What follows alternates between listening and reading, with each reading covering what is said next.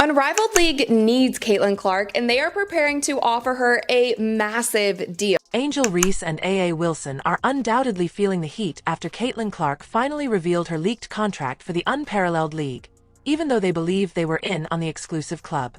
In private, Breanna Stewart was giving Clark an incredible offer that left everyone else in the dark. It has just been reported today that Caitlin Clark could receive a Lionel Messi-like offer to play in Unrivaled startup 3-on-3 league, which is a full court press to sign her. However, Clark has finally had enough of the hush and is stating unequivocally that everybody who was rejoicing over her absence from Unrivaled was completely mistaken. Now, this is also interesting to me because I feel like it is kind of late in the game to start recruiting Caitlin Clark. The Unrivaled League has 26 of their 30 players already. Unrivaled, the new, bold face in women's basketball, has one goal: to completely flip the script on women's sports. Let me tell you the whole story if you're not aware, though, since they didn't come here to play by anyone else's rules.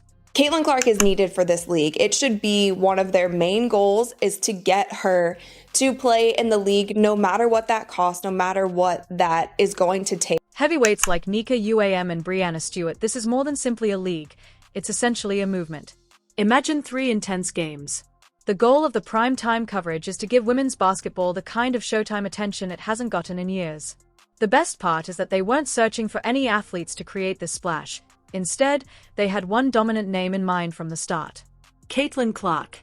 Now they're realizing we might need Caitlin. Nafisa Collier, who is one of the founders of Unrivaled, had this to say about Caitlin Clark. Then, when Unrivaled launched came around, fans went crazy, asking why the biggest growing star, Caitlin Clark, was not present. Sports shows couldn't stop asking the question, and social media went crazy. The comment area, which is unmatched, was completely overflowing with people asking where Caitlin was. Go ahead and look.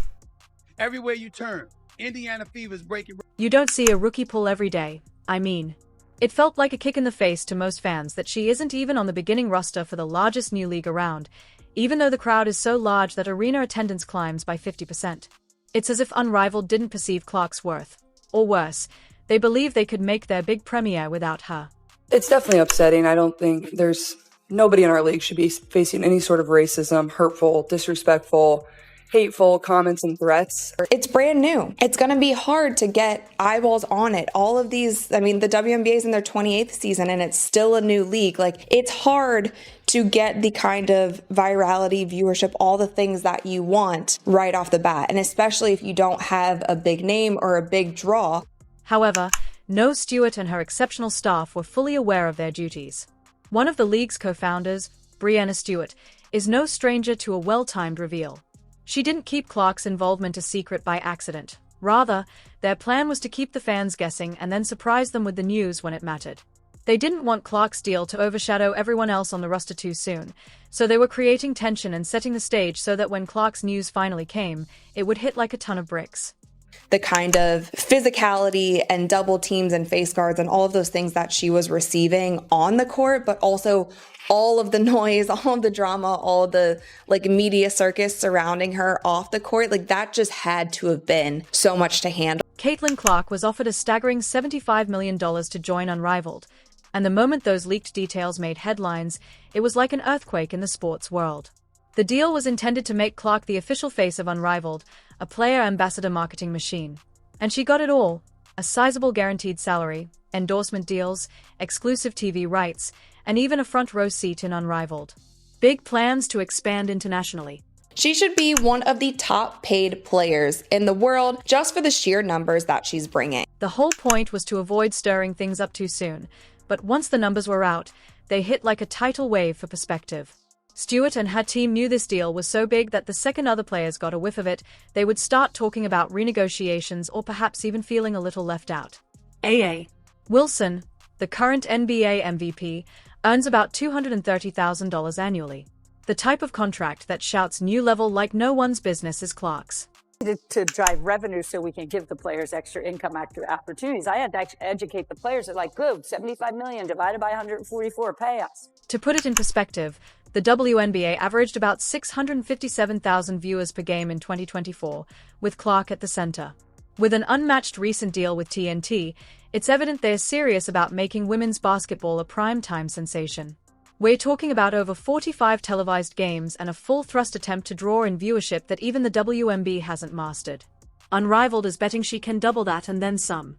And it was just announced recently that Unrivaled struck a television deal with TNT. Now, this exclusive media rights deal is reported to be 45 plus primetime games. TNT Sports are also invested in the league, and sources say that it's a 6-year deal that could be worth more than $100 million. And as the supporters adore it, Clark's teammates, top-tier WNBA players like Angel Reese and A.A. Wilson, have a slightly distinct vibe. More than merely a startling sum, Clark's offer serves as a stark reminder of the enormous financial disparities in the sport. Probably the biggest issue that players have. We did player survey and travel. The league was able to kind of take a lot of pressure off of itself. However, a lot of players, coaches, and media figures have been reluctant to acknowledge that Caitlin Clark is the only reason why so many of these events have occurred in the WNBA this season. Angel Reese even vented her frustration on social media, implying that years of arduous work for this sport were eclipsed by a single mega contract. It is impossible to blame her for this, as a rookie's offer dwarfs the season stars' salaries, which is a blow for players making between $150,000 and $200,000. Given that Clark's contract is more than 20 times their pay, it is evident how far unmatched bankroll priorities lie. But there have been so many players, coaches, media personality who have been so afraid to just admit the fact that Caitlin Clark has been the sole reason for so many of these things happening this season in the WNBA. And now is when the exciting part begins. Even though this deal has the potential to greatly improve women's sports, it also runs the risk of causing major tension. The WNBA has battled valiantly for increased compensation, respect, and airtime. And now they are seeing Clark enter unmatched with a golden ticket worth far more than they've ever seen.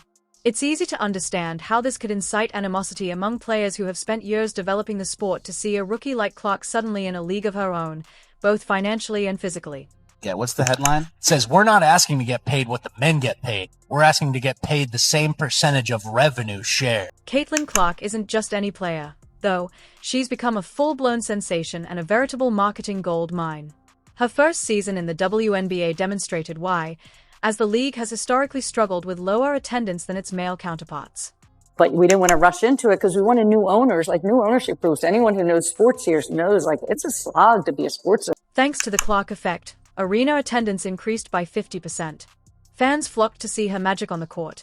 And when she performed, she attracted over 1 million viewers per game, unprecedented in the WNBA. Clark didn't simply enter the league. She ignited it from the first day.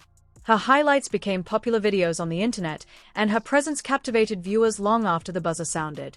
Raised overall viewership. Like Nafisa said, they're changing venues just to accommodate all the fans who want to come watch Caitlin Clark play. Fans wanted more than just to watch Clark. They wanted a piece of the action. And her jersey virtually flew off the racks, shattering records in NBA apparel sales. Because of Caitlin Clark's name, her actions, and her entire brand, the WNBA has been battling valiantly to receive the recognition it so richly deserves. Clark's arrival was like a miracle gift from the basketball gods. She brought much-needed publicity and excitement. And she didn't only draw in the usual audience, she also drew in a whole new younger and much more fan base. A lot of this noise came by people that were sitting on this network. They tried to minimize her, said, well, you giving her all this credit. Prior to its unparalleled offer, another league was Ian Clark. To put this into perspective, the top players in the Big Three League, who are mostly former NBA legends, make between $100,000 and $500,000 a season, but Ice Cube was willing to pay 6 times that amount for Clark to join his league. This wasn't just about adding a talented player. It was also about bringing Clark's electric energy and undeniable charisma into a league known for its all-male big-name lineup. Yes, that's the one with all the retired NBA stars running 3 honorary games in 2024. But we have former NBA players playing in Big Three, right? So for Cube to come out and be like, I'm going to pay Caitlin Clark more than I pay any of these guys who used to play in the NBA. I'm going to pay Caitlin Clark more because that's the value that I see in her. In a league full of ex-NBA heavyweights, Cube was making a huge statement when he saw something in Clark that went beyond all the norms. He was willing to upend the Big Three's traditions to make room for her, even if it meant putting his former superstars' egos aside. He wanted Clark's appeal across sports because her game wasn't just about women's basketball. It was a magnet that could draw in fans from all over the sports world. He was so unapologetic with the way that he came out and said, this is who we want. This is the value that we see in her, regardless. If she can't make a game, that's totally fine. We know that it coincides with WNBA season. This is where Clark's decision becomes even more intriguing, though, because she rejected Cube and chose to remain in the WNBA, demonstrating that she wasn't only interested in the money or a fast shot at fame. Because she regarded the WNBA as her home base and a league where she could develop professionally and help others grow from the inside out, Clark selected it. This decision demonstrated her dedication to both her career and the future of women's sports. We have Lisa Leslie, Nancy Lieberman, there are legends among us in the Big Three, and there are high-level former professional athletes on our courts, and he was okay putting it out there because he knew how much it could help the Big Three. Through selecting the WNBA when Unrivaled finally returned with their $75 million mega deal, they knew they weren't just signing a player. They were dealing with a once-in-a-generation talent, someone who was loyal, fiercely ambitious, and willing to put the sport first. Clark set a whole new standard for loyalty in sports. Sure, money is great, but for her, staying meant more than just a paycheck. She wanted to elevate women's basketball and contribute to its future, and fans took notice.